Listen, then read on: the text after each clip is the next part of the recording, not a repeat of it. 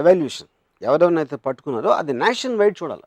నువ్వు ఎందుకు అసలు చేసావు అంటే నువ్వు పట్టుబడినానే, లేకపోతే నీ మైండ్ సెట్ ఏంటి, ఏం అనుకున్నావు, ఎప్పుడు అనుకున్నావు, ఇలాంటిది ముందు అనుకున్నావు అని వాళ్ళ మనసులో ఉన్న ప్రతి ఆలోచన ఒక పబ్లిక్ ఒక ఇంటర్వ్యూ లాగా పెట్టి ఒక సైకాట్రిస్ట్ తోటి అది మొత్తం కంట్రీ అందరూ చూడాలి. That I think is the most ideal solution. ఎందుకంటే అలాంటిది ప్రతి ఒక్కరికి రీచ్ అవుతుంది. ఒక డాక్యుమెంటరీనే భరించలేక బ్యాన్ చేస్తారు.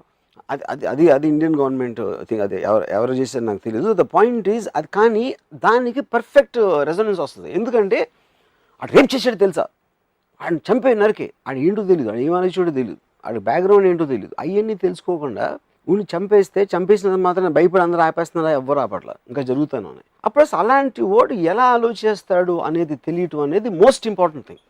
డాక్యుమెంట్లో కూడా జస్ట్ మనకన్నా బెటర్గా చేశారు, కానీ దానికన్నా చాలా ఎక్స్టెన్సివ్గా ఉండాలి.